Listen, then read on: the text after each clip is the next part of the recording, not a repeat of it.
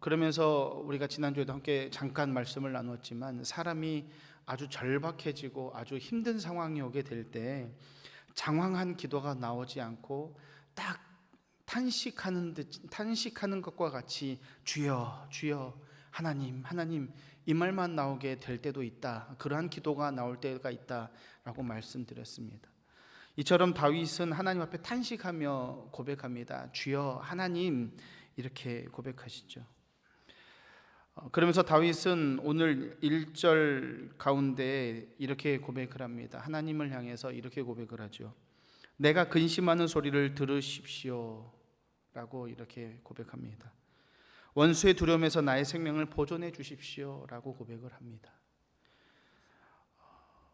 여기에 보면은 근심하다라고 하는 이 단어의 원래의 뜻을 보게 되게 되면 성경에서 이렇게 다양한 의미로 사용되어집니다. 성경에서는 이 근심이라고 하는 이 단어를 여러 가지로 쓰는데, 묵상하다, 기도하다, 간청하다, 불평과 수심과 원통, 여러 가지 방법들로 이 단어를 여러 가지로 사용하고 있습니다. 종합적으로 이 근심하다라고 하는 이 단어를 생각해 보게 되면 마음속에서부터 자신의 모든 곳의 모든 영역에서 자신을 짓누르고 자신을 억압하는 그 어떠한 상태거나 어떠한 조건을 근심이라고 말할 수 있을 것입니다. 그런데 이 다윗에게 있어서 그러한 두려움, 그러한 근심은 무엇이었냐? 오늘 말씀에 이렇게 1절에서 이렇게 고백하고 있습니다. 다윗에게 가장 큰 근심은 원수의 두려움이었습니다. 원수의 두려움. 이 원수의 두려움은 자기가 이 원수로부터 당하는 그 상태, 그리고 죽임을 당할지도 모르는 그러한 상태, 모든 것들을 말하는 것입니다.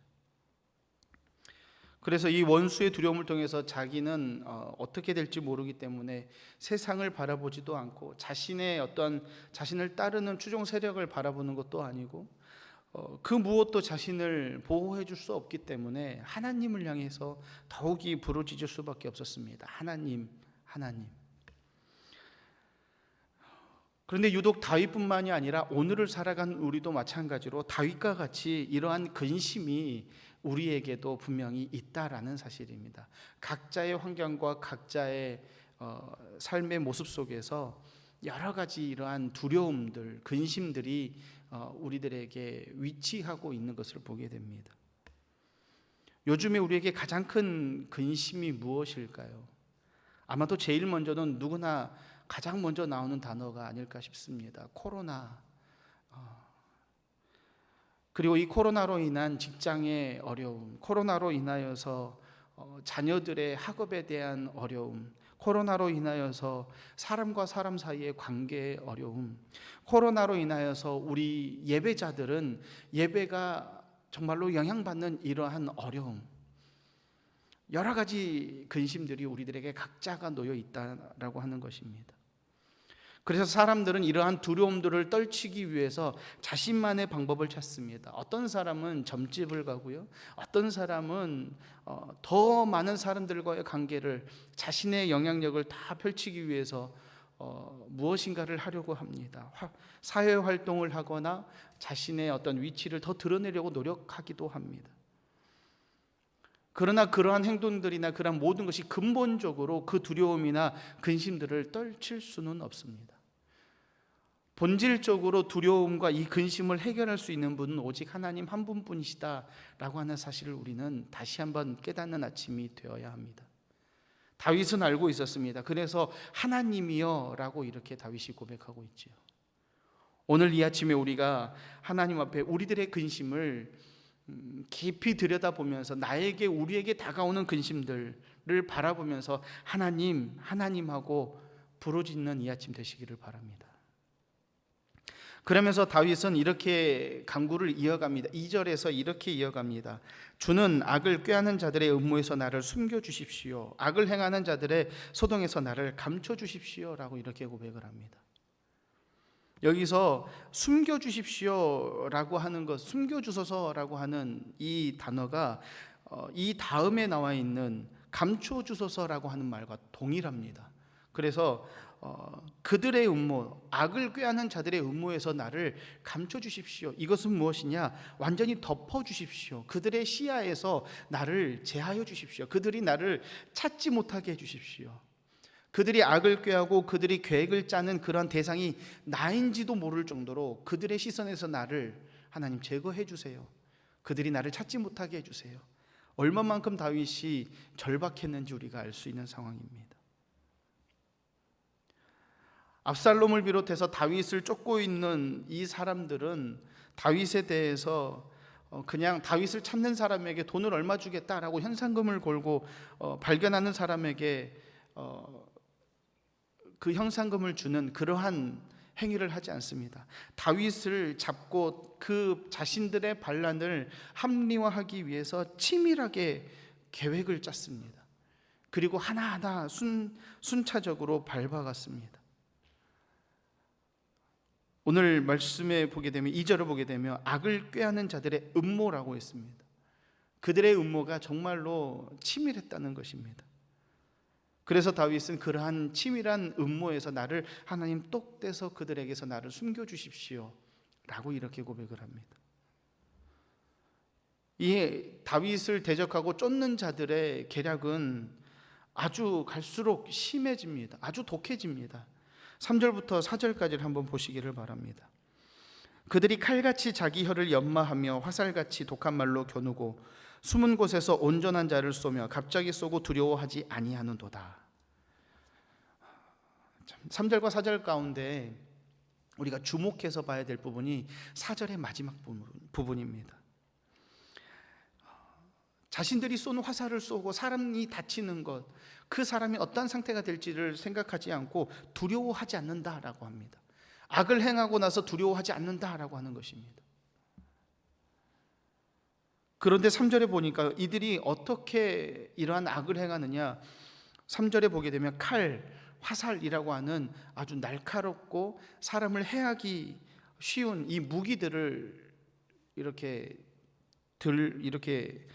비유해서 이 다윗을 이렇게 해하려고 하는, 대적하는 자들의 그러한 계획과 잔인함이 얼마나 예리했는지를 보여주고 있습니다. 다른 사람들에게 상처를 주기 위해서 말로 하는 상처, 다른 사람들을 해하기 위해서 칼이나 화살이나 이런 무기를 사용하게 되면 상대방은 분명히 다칩니다. 때로는 목숨을 잃기까지도 합니다. 그런데 다윗은 자신을 대적하는 자들을 바라보면서 하나님, 이들이 칼과 화살로 무장해서 그 칼과 화살같이 자기들의 혀를 연마해서 마구마구 쏟아냅니다 라고 이야기하죠. 악의적인 루머, 악의적인 소식을 가지고 다윗을 상당히 괴롭게 합니다. 우리도 종종은 아니지만 예전에 이러한 뉴스들을 간혹 보기도 했었습니다. 악의적인 댓글이나 악의적인 소문을 통하여서 연예인이나 정치인이나 공인인 사람들이 견디지 못해서 자살하게 되는 그런 사건들, 우리가 아주 예전에 그런 뉴스도 본 적이 있었습니다. 이처럼 사람의 말은 참 날카롭습니다. 때로는 사람의 목숨까지도 포기하게 만들 만큼 무서운 것이 사람의 말이었습니다. 그런데 그러한 말들이 마치 칼과 화살과 같이 예리하고 날카롭고 상처가 있는 듯한 그러한 말들로 그들이 무장을 하고 마구마구 나에게 화살을 쏘듯이, 무기를 던지듯이 하나님, 나에게 쏘아댑니다. 그런데 그들이 그렇게 쏘아대고는요, 4절에 보니까 그들은 쏘고 나서 두려워하지 않는데요. 두려워하지 않다라고 하는 것은 무엇이냐면 반대적인 것을 보게 되면 당연하게 생각하고 있다는 겁니다. 때로는 즐거워하고 있다는 것입니다. 다윗은 하나님을 향해서, 하나님, 저들이 저렇게 하는 이유가 뭘까요? 하나님을 두려워하지 않기 때문 아닙니까? 다윗은 고백하고 있습니다. 6절에 보게 되면 이렇게 나옵니다. 그들은 죄악을 꾸미며 이르기를 우리가 묘책을 찾았다 하나니 각 사람의 속뜻과 마음이 깊도다 라고 합니다. 우리가 이렇게 하는 것이 맞아. 우리가 이렇게 하는 게 당연해. 온당해. 라고 다윗은 그들이 말하고 있다는 것이죠. 그러나 7절에 보니까요, 이제부터는 반전이 됩니다. 그러나 하나님이, 1절에는 하나님 하고 하나님에게 1절부터 6절까지 자신의 상태 그리고 자신의 억울함을 하나님 앞에 표출을 했다면, 이제 7절부터는 하나님, 그러나 하나님은요, 그들의 하나님께서 다 막아내시고 그들을 향해서 오히려 하나님께서 그들에게 화살을 쏠 것입니다. 그들을 향해서 하나님이 오히려 더 그들에게 공격할 것입니다 라고 다윗이 말을 합니다. 7절에 보게 되면 7절과 8절을 한번 보시길 바랍니다. 그러나 하나님이 그들을 쏘시리니 그들이 갑자기 화살에 상하리로다. 이러므로 그들이 엎드러지리니 그들의 혀가 그들을 해함이라. 그들을 보는 자가 다 머리를 흔들리로다. 분명히 6절에서는 우리가 하는 게 맞아, 우리가 하는 게 온당해, 우리가 하는 것이 잘하고 있어, 우리가 우리의 하는 이러한 일들 반란이죠, 잘 되고 있어 라고 하지만 결국에는 자신들의 계획이었다는 것입니다. 하나님께서 그들을 오히려 더 갚아주시고 그들은 엎드려지고 그들의 계획과 그들의 방법과 그들이 온당하다라고 했던 것들이 무너진다라는 것입니다. 그리고 그 모습을 본 자마다, 그들을 보는 자가 뭐라고 합니까? 머리를 흔들다. 여기 머리를 흔들다 보게 되면 각주가 붙어 있는데 뭐라고 설명이 되어 있냐면 도망하리로다. 하나님이 그들에게 행하시는 모습을 보면서 그들을 모습을 보면서 저게 맞나라고 따라갔던 자들 또한 그 모습에서 이제 도망친다라고 하는 것입니다. 하나님의 역사가 나타난다라고 하는 것입니다. 우리가 이 모습 속에서 우리들의 모습을 바라볼 줄 알아야 합니다. 나는 어느 자리에 위치하고 있는가? 나는 혹시 나의 유리함을 위해서 사람들에게 혹시나 상처 주고 있지는 않은가? 나의 삶 속에 어떠한 근심이 다가왔을 때 하나님이 아닌 어떠한 다른 무엇인가를 찾지는 않았는가? 우리는 하나님을 온전히 찾는 우리 성도님들 되시기를 바랍니다. 다윗은 하나님을 바라봅니다. 그래서 1절에 하나님, 그랬고 7절에 하나님, 그들이 나를 이렇게 공격했지만 그러나 하나님이 나를 이렇게 지켜주십니다. 그러나 하나님이, 그 하나님이 오늘 우리와 함께 하시는 하나님이신 줄로 믿으시기를 바랍니다. 이제 9절과 10절에 다윗은 오히려 하나님을 향해서 찬양을 합니다. 뭐라고 찬양을 하냐면, 모든 사람이 두려워하여 하나님의 일을 선포하며 그의 행하심을 깊이 생각하리로다. 의인은 여호와로 말미암아 즐거워하며 그에게 피하리니 마음이 정직한 자는 다 자랑하리로다. 모든 사람들이 이러한 반란들을 보면서 그들의 계략과 그들의 치밀했던 모든 것들을 보면서 때로는 저게 맞나? 라고 했지만 하나님이 행하시는 모습을 보면서 하나님의 방법은, 하나님의 계획하심은, 하나님이 원하시는 결과는 따로 있구나, 그러면서 하나님을 두려워한다라고 합니다. 오늘 우리들의 모습이 두려워하는 자의 입장이 아닌 하나님이 나와 함께 하심으로 인해서 우리가 승리를 선포할 수 있는 그 자리에 있는 성도님들 되시기를 바랍니다. 다윗은요, 하나님이 나와 함께 하시면 두렵지 않습니다. 하나님은 나의 하나님이십니다 라고 고백하고 있는 것이죠. 이렇게 찬양할 수 있었던 이유가 무엇입니까? 다윗이 결국에는 2절에서는 하나님, 나는 원수의 두려움이 있습니다. 그런데요, 9절 10절에 오니까 하나님을 찬양합니다. 이렇게 다윗이 고백할 수 있었던 것은 그 안에, 다윗 안에 흔들리지 않는 하나님을 향한 신실한 믿음이 있었기 때문에 그렇습니다.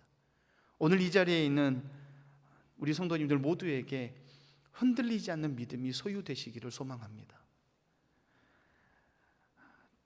처음에는 자신의 처지를 보았을 때는 아무것도 아닌 것 같았고, 처음에 자신의 처지를 바라보았을 때, 자신의 환경을 바라보았을 때는 너무나 비참한 것 같았지만 결국에는 하나님이 나와 함께 하심으로 하나님이 건져주시고 지켜주신다는 사실을 깨달은 다윗처럼 오늘 우리 성도님들도 우리의 가정이나 우리의 일터나 우리의 삶의 각자의 터전과 자리에서 때로는 우리에게 다윗만큼은 아닐지라도 이 모양 저 모양으로 어려움이 발생할 수도 있습니다.